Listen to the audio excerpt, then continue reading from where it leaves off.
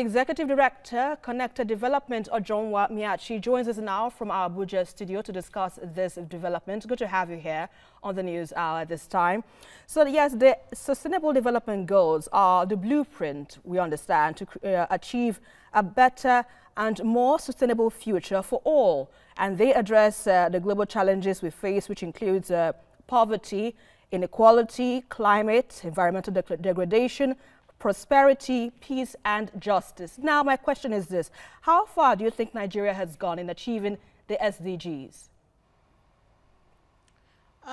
Checking the nuances and the diversity in results from different subnational strata like the states, it can be seen that we still have a long way to go in achieving the SDGs.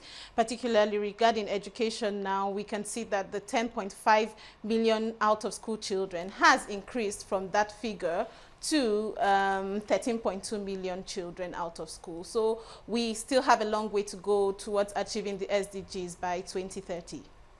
All right, but before we talk further about the SDGs, we had the United Nations Millennium Declaration in 2000, of course, which was adopted by world leaders with very much the same goals.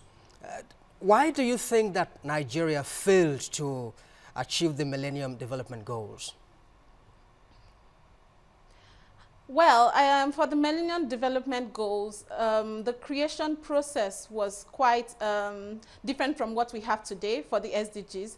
The Millennium Development Goals was not inclusive. It's like an elitist group of people just sat down and said, okay, these are the new goals that would help you end poverty. This is what would help us end challenges with education and health. But the SDGs took a different turn. It was quite inclusive. There were different initiatives like the My World Survey, which captured the voices of people in rural communities. There were consultations with different youth groups, with even government, this time national governments from both the global south and northern south and northern global north were involved in the creation process of the SDGs. So I think because of the inclusive nature of it, ownership can be created more. If governments can now take more ownership, citizens can take more ownership of the SDGs.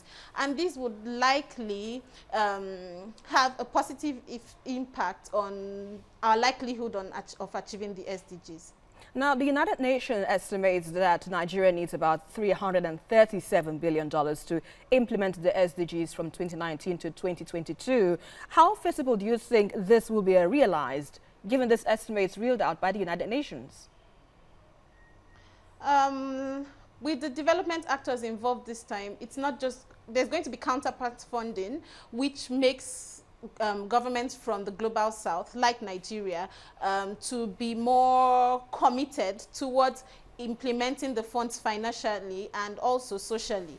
Apart from that, there's also private sector involvement. When the private sector is also involved, there's also that likelihood of follow-up with project implementation because you know, the major goal for private sector is profit maximization. So if these factors are part of what would raise the funding for the 337 billion, and there's a likelihood of the funds being raised. Also, we should also consider the fact that there's a global discourse on sustainable financing measures like sustainable tax.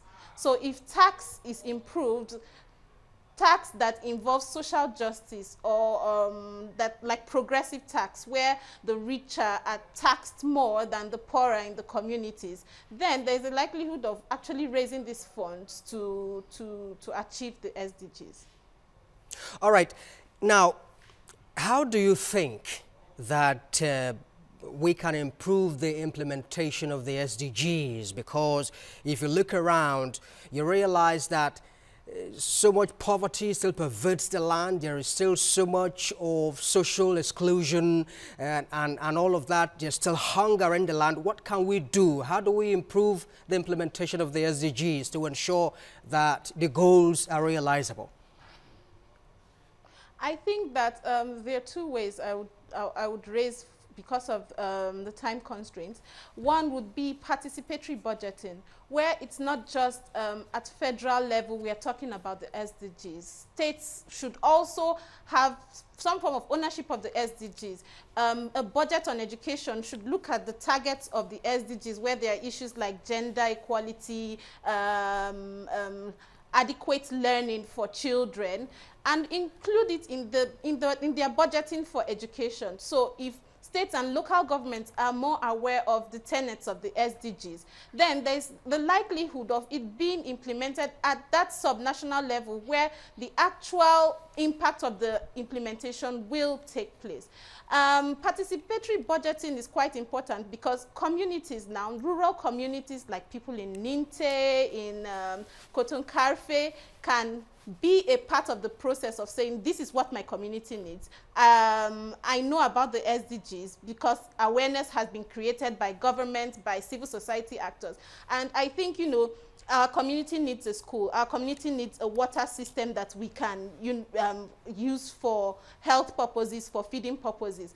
If these kinds of participatory budgeting measures are put in, where government has a feedback mechanism between themselves and the community members, then there's a chance of, you know, that synergy leading to the achievement of the SDGs. There's also the part where we need to follow the money, where we demand for accountability and transparency, where citizens, civil society actors and governments can actually track government spending. All right, and at that point, I'd like to thank you very much, Executive Director, Connected Development, Ojonmwa Miachi, for your analysis on TVC News Hour this time.